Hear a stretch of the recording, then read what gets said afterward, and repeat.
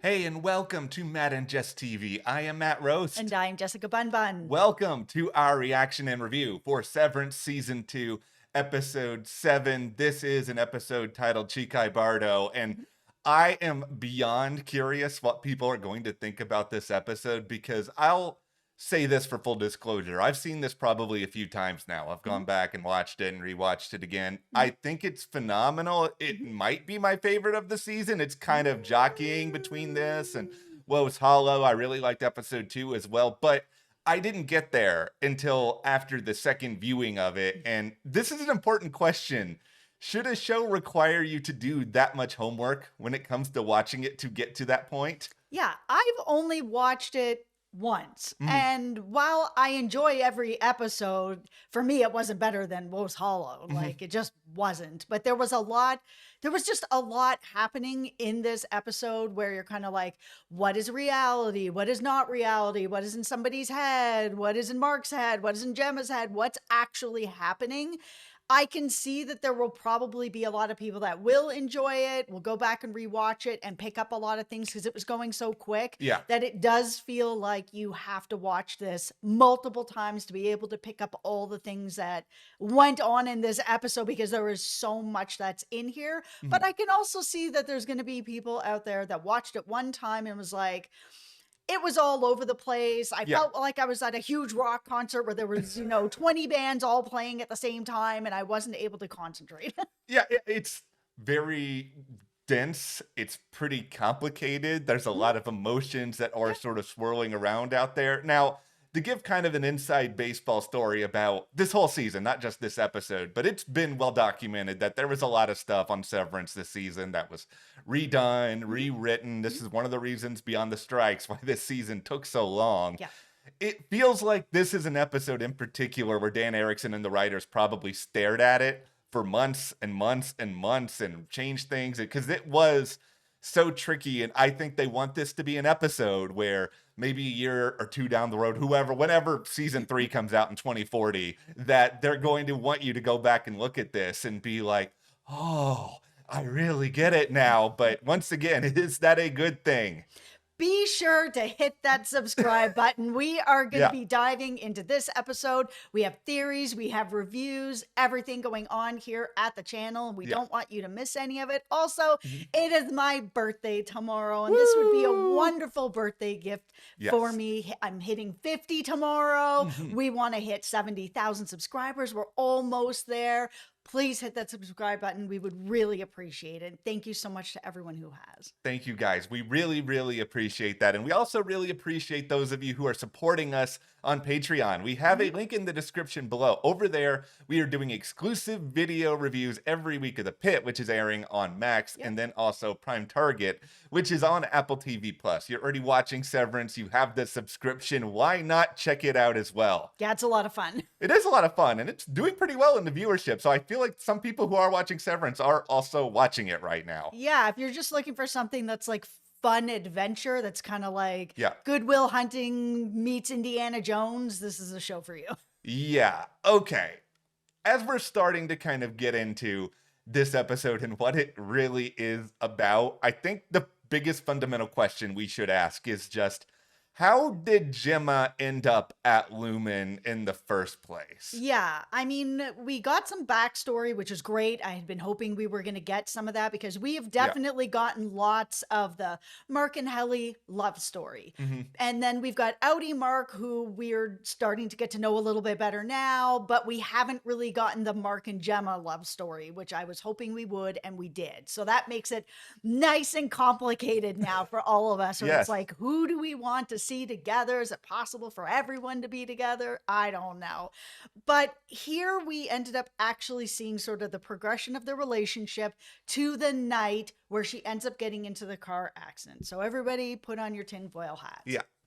How did she end up actually being at Lumon? Because it seems like she is not happy to be there, but she's going through the motions of being there because she probably struck a deal that she was in this car accident for whatever reason.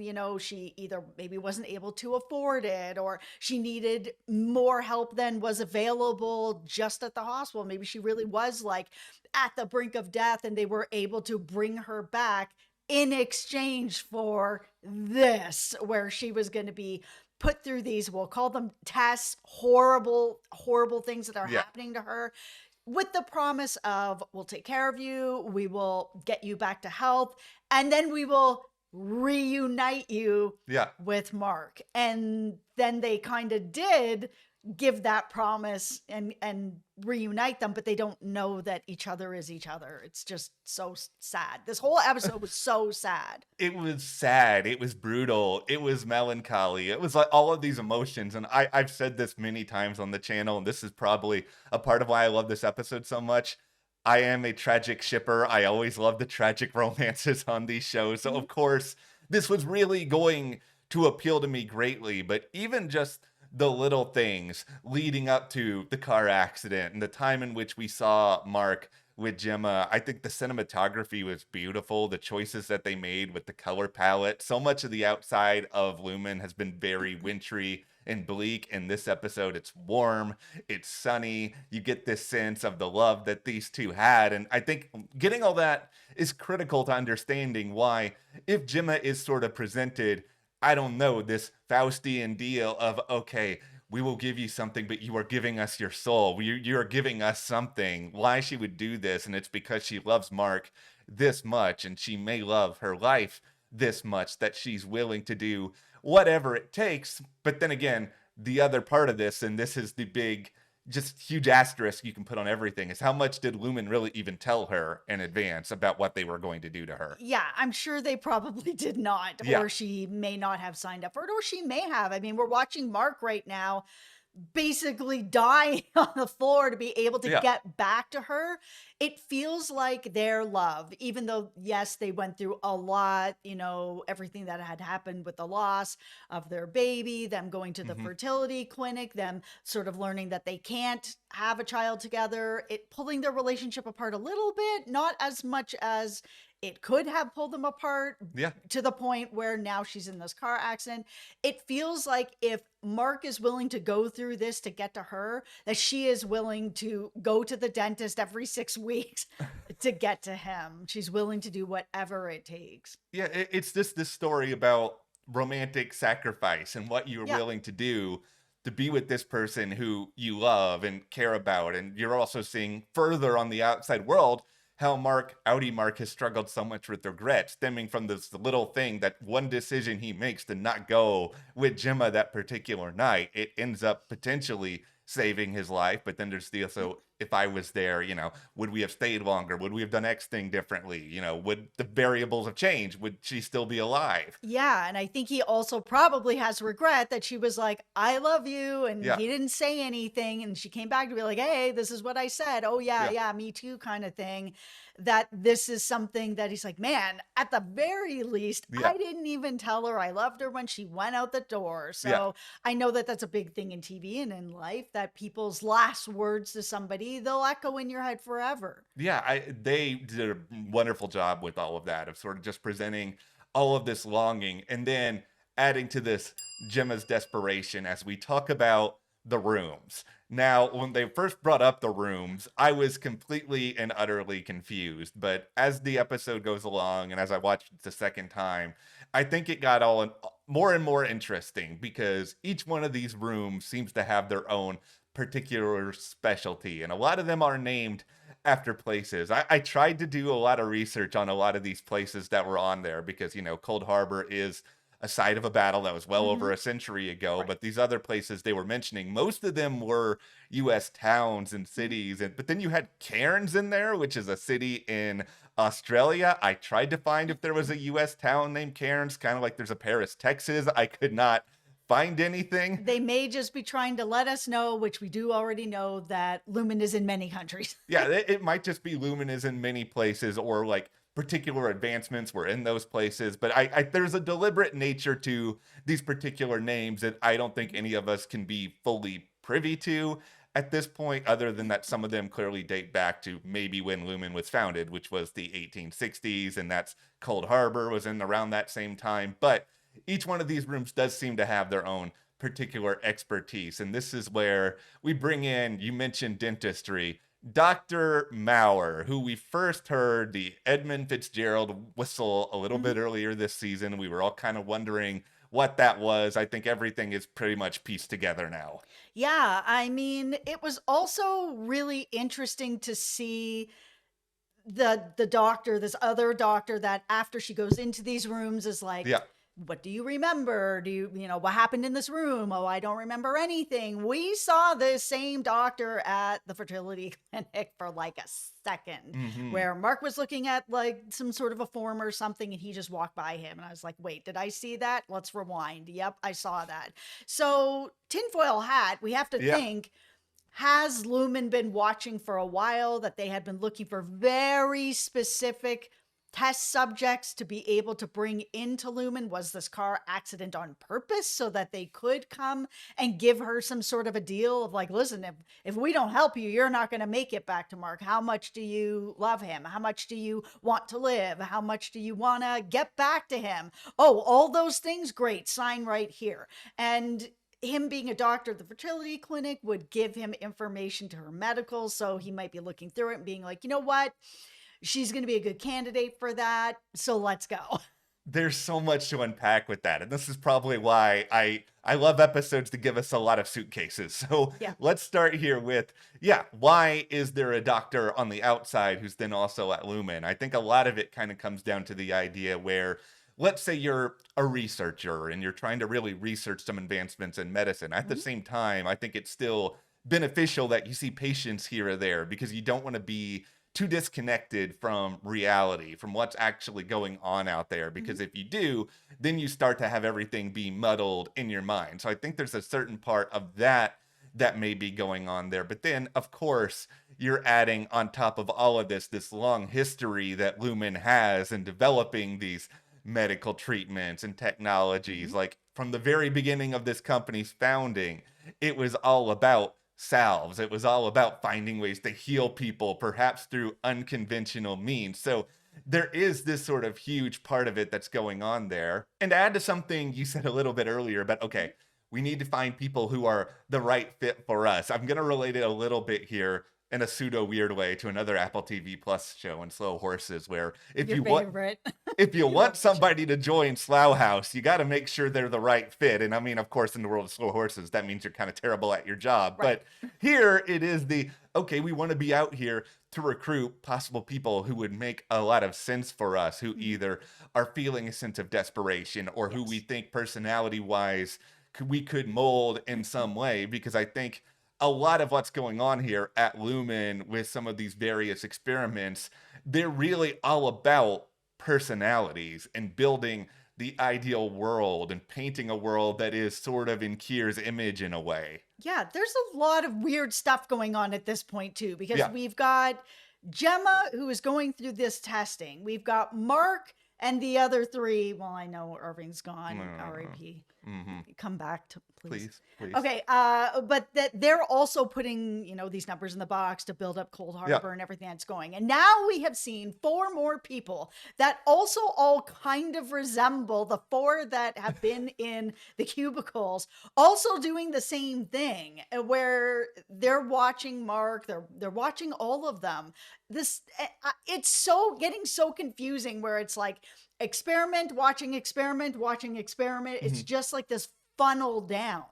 I think ultimately where all of this is potentially going, and I'll try to backpedal a little bit while we're discussing this for those of you who are pretty new to the channel, in which case, welcome. But one of the things that we have talked about a lot this season with Severance and also Cold Harbor is this idea that Lumen is trying to take certain traits of people, personality traits, things that make them ideal workers, because they're trying to build this person who can sort of be cut off completely from the outside world so that there's no questioning going on as to what they're doing with these employees. They're not creating clones. And I know that that's been a big theory out there that they're clones. But what I think is actually going on is that they're taking parts of people and inserting these personalities into something new. And that's why when you see people like Dr. Maurer, who speaks very strangely to the point where, Gemma even calls him out on it at one point. Can you talk to me like a normal person? Right. It's because they have taken elements of Kier over time, or Kier's descendants over time, and sort of adapted that into the personality chips of all these new people they are creating. And I think they see Gemma as sort of this ideal person who they can do these experiments on to eventually get to this point B where she is this completely other person who has no recollection of anything when it comes to Gemma anymore. Yeah, and how much Kier is then going to be put into her, because there was a really important conversation that was going on with these 4 new people that are watching our 4 people that are doing this I know. down this funnel, where Drummond kind of is like, when Mark is done with her, we're going to have to say goodbye to her. And while some of the people are like, oh man, it's going to be tough to say goodbye to her sort of thing, they're like, for Kier. It's like, it's the sacrifice for Kier, whatever it takes for Kier. It's all based on this idea that they view their employees as just test subjects. And, we've heard Helena use the terrible term animals in the past, but it's all just, they're using them for experiments to further along their end game. They don't care what happens to them, and they really don't even care what they think or how they feel. They're just telling them things that they can use in order to get their desired result. And this is where I kind of keep coming back to a lot of the things that are told to Gemma through a lot of this episode, including just like these basic ideas of, okay, has it been 6 weeks, Jen? Like, what is the nature of time that's moving through this? Because we've already seen Lumon this season lie to Mark about how much time he was actually on the outside before coming back in the premiere. Yeah, I'm sure they're not being honest. And my tinfoil hat theory has been that she's just permanently severed. And this episode made me feel like this is kind of along those lines. She just lives at the Lumon facility, and that is all that is happening. She's on one floor. We saw her finally break with that doctor that was out at the fertility clinic as well, where she's just like, I'm done. I want to see Mark now. I've been doing this long enough. It's time. I want to go home. And he's making up lies. Oh, he's moved on. He's remarried. Oh, he has a daughter now, to really just kind of break her spirit, because that's what Lumon does. They need people with broken spirits to be able to be here and stay, we'll call it happy here, at least enough to continue on.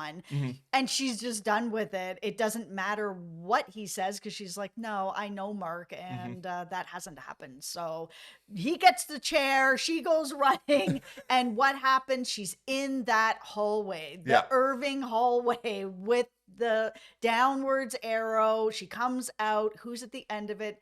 Milchick, who tells her to go back down. She is trapped there permanently. Yeah, and just from the way in which Milchick is talking in that scene, you can tell he's really out of breath. So he clearly just sprinted there. He's still wearing his motorcycle jacket. Like, he is, somebody was like, you get there or else, Mr. Milchick. You don't mess around with this set. So there's a couple of tinfoil hat things I have about everything with Gemma in the rooms. Like, one of them, the big one, is obviously, okay, a lot of what's going on here is a test of memory. And we've talked a little bit about that in this video already. What do you remember about this room or that room? It also feels like with some of the specific things that are happening in there, they're trying to sort of see how human she is, how much she reacts to certain things. Like, is this pain at the dentist's office the sort of pain that we would want our employees to feel? Because they want to kind of see exactly, all right, if you're reacting to this, okay, that means future employee B will react to everything. And by the way, I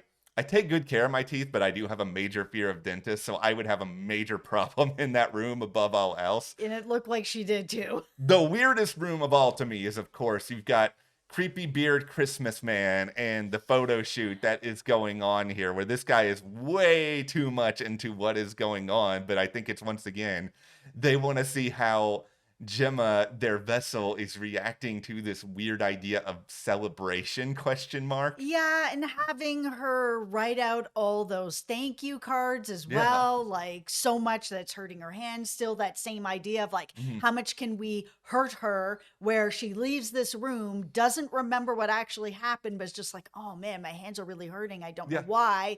Because for me, I feel like they're just continuing to develop and test their severed chip. Like, how well is it going to continue to work? How much can we do to them while they're down here on the severed floor, where they leave, they'd be like, oh man, my jaw hurts, but I Yeah. don't remember. Okay, we did it all right, sort of thing. The thing that was the creepiest part Mhm. about it was him trying to repeat what happened on her last encounter with Mark, where she had tried to say, hey, I love you, and he didn't answer, and it was sort of the, hey, I repeated it, I Mhm. love you, okay, same sort of thing. I was like, ooh, that's Yeah. really weird. When it first came up, I was like, oh, why is he saying Yeah. that? And then when it happened, I was like, oh, that's even darker Yeah. than I thought. This is a really unsettling episode. There's so many things in it that are dark and twisted, almost like a horror movie. I'll give here, though, probably the craziest tinfoil hat theory I have coming out of this whole episode. And I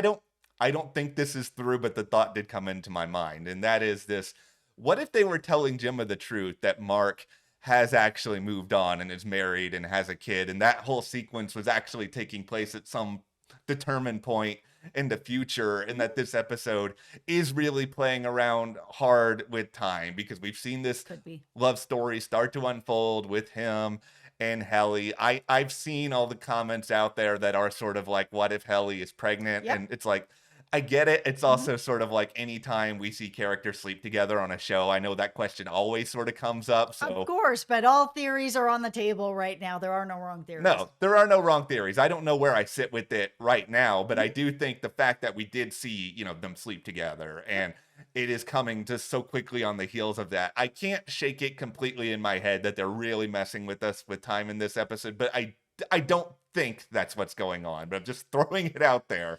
Okay, let's talk about Mark Yes. and what is going on in the Audi world. There is no surprise here that Devin is like, stop what you're doing. Stop what you're doing to my brother. I'm not going to let him just die. Yeah. I'm calling help for help. I'm calling Lumon. I'm calling Cobell.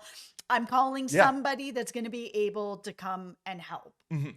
But did she actually end up making that call? It feels like no. I know Robbie was just like, you're going to call Cobell. Man, she is looming through and through. There is no getting around that. This is going to be so bad for him. Pack up all her stuff, ready to leave. Yeah. But I feel like the real turning point there was letting Devin know that Gemma is alive Mhm. and that Mark is doing this because Gemma is alive. And Devin really cares about Gemma too. And of course, she loves Mark. And she knows what Mark has gone through because of his devastation of losing her.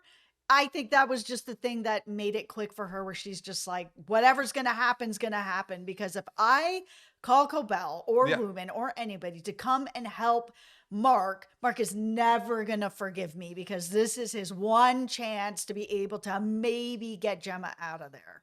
I went on a real journey with a lot of this, just because I thought at first that there was actually good possibility that Devin did call Cobell. And I think a part of it, though, just came down to this idea that we did this whole theory video earlier this week all about how Mark could be saved. And if Lumon does end up saving Mark, what that could end up meaning, including that somebody goes and takes out Ragabi and it's this huge chain effect. He doesn't end up being fully reintegrated or any of that. So I was just thinking heavily. Or possibly even reset. Yeah, like I was just thinking a lot about that theory and those ideas while a lot of this was going on. But then, hearing you talk about it and then also just reflecting on the episode, like we said kind of at the start, they probably spent forever piecing together what they wanted this episode to look like. Mm-hmm. That scene where Devin and Gemma were kind of whispering to each other and Gemma was suggesting that she was pregnant, like, so cute. It was so cute, but it was also so purposeful, because it was there, I think, for the specific purpose of telling us that these two women were close, and that does greatly inform how Devin is going to react to that news and that conversation with Ragabi, where do I think it's possible in theory that, okay, she might have called Cobell and Cobell might have showed up and helped and then left or whatever? I mean, sure, like you said earlier, any theory at this point is welcome, Yeah. but it just doesn't feel also like that evidence is fully there. But I will say this. I don't want to put on the beef hat because this is not a major beef. And like I said, I love this episode. It's beautiful. But I do struggle a little bit with the idea that Mark just like fell completely on his head. It looked like he was going to die and he's going to end up waking up and being okay here without really any treatment at all. I agree. It is surprising. I mean, this is the world of Severance, though, Yeah. and anything is possible in this world. And you do have to suspend a lot of disbelief because we are in a very weird, wacky, kind of Yeah. made up world, right? So, I mean, is it possible that he fell on his head Yeah. and, was able to wake back up? Yeah, things happen, right? Yeah. In the event here, in the hypothetical event that Cobell does show up, like the only silver lining that might make it think that, okay, this doesn't mean Ragabi's going to be taken out, and it doesn't necessarily mean that anything long term could happen with Mark, is just that Cobell is currently in the midst of her own showdown with Helena, with Lumon, with all of this. But she's very much about the teachings of Kier. And Right. I know we haven't seen Cobell on the show in a long time, but Patricia Arquette, she's an executive producer of Severance. She's got to be back at some point. I just don't know what Cobell was really going to be able to do except call Lumon. Like the call would go to Cobell. Cobell would have to call somebody else to come and help. Cobell's not a surgeon. She's not a doctor. She's not that we know of. She was the manager of the severed floor. And while she's able to manage the floor, I don't know if she's going to be able to Yeah. manage, Mark bleeding out of his head. So I think she would have had to probably still have called somebody, but I don't know who because she is in the midst Yeah. of hiding from Helena, right? I Yes. mean, it's not a great situation for Cobell right now. No, it's really, really not. But as much as I have questions about how Mark has made it through all this and seems to be okay, For now. For now. You never know with the show, right? the final 2 minutes of this show, of this episode, I think are the most beautiful moments that this show has ever done. I think that's this scene of Mark waking up. There's this just really melancholy piano music that's playing. And then you get this glimpse of Gemma's eyes. And this is the biggest question I want to ask you and a lot of people out there, because I think there's two different interpretations of this final scene. I think you can view it in this very romantic sense, which is, oh, this is the first thing that Mark is thinking about when he's coming back. He's thinking about Gemma's eyes and thinking about seeing her and what this next reunion could be. And that, of course, raises the question of, okay, is this fully outie Mark that we're thinking about and we're seeing here?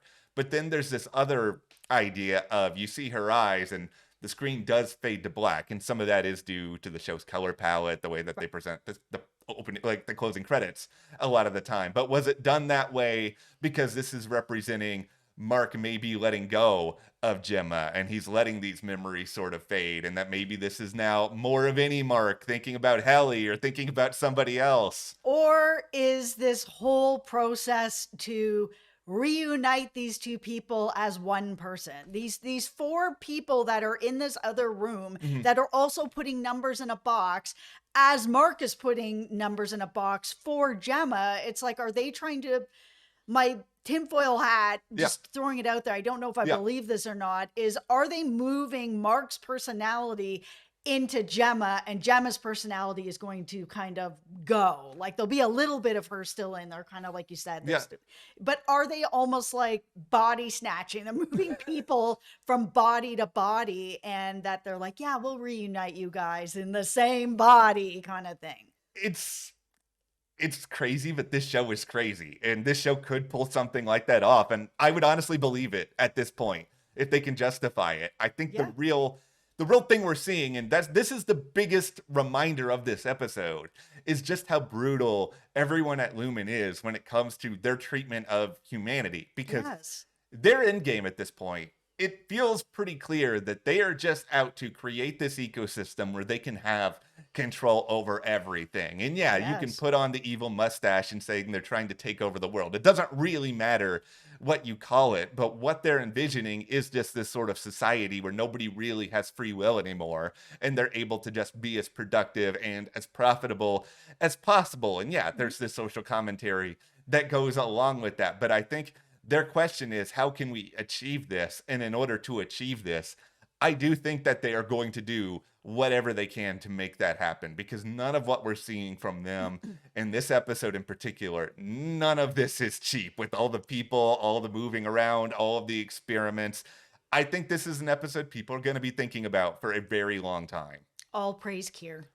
No, I am not praising Kier. I want to bring back the sunshine. No, it's horrible. I mean, It Gemma is a prisoner here, and Yeah. she's not going to be able to get out. Like, I don't feel like I Yeah. feel like she is going to end up being a casualty of this. Yeah. I don't know if she is actually going to be able to get out of this Yeah. or be reunited with Mark in another way that isn't just part of her personality being Yeah. put into Mark by these 4 other people sitting in another room also putting stuff into boxes. Okay, well, last thing I'll say here is just going back to the title of this episode, Chikai Bardo, this idea of basically you're fighting one's own psyche. Like, that's a huge clue as to the theme of this whole show. You're fighting one's own psyche, but is it really your own psyche? I think this is very much about this battle against yourself, and something I'm very curious about through the rest of the season. And we even saw this with Gemma, in that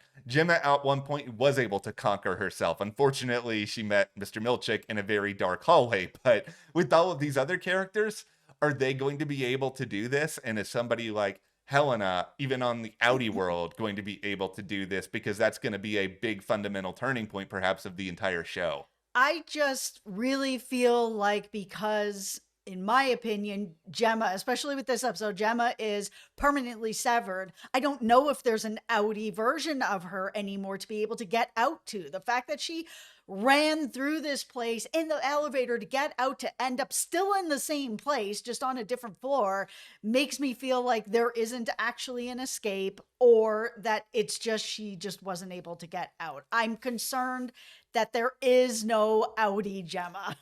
It's true, and it's possible there may be like Gemma Light, Gemma 3.0, Miss Casey 1.0. We've got Annabelle over here, who Lumon has just created. Yep. This is such a bizarre, fascinating episode. Like, it doesn't have that huge jaw dropper that the end of Los Hollow had, that I think was just so visceral. I will say, the end is the closest I've gotten to crying watching this show. I don't cry very much, and that's not like a big manly boastful thing. It's just my eyes are really dry, so it takes a lot for me to cry at that. I got close at the end of this episode, so kudos to you guys on that. But let us know what you guys think about Severance Season 2, Episode 7, your theories on Gemma, how she got there, what's going to happen with her, how do you think the show is playing with time, and also hit that subscribe button. It is Jess's 50th birthday coming up here tomorrow, and it would be a great birthday gift to get us close to 70,000. Thank you so much for your support, and thank you for all of our Patreon supporters. You can join our Patreon.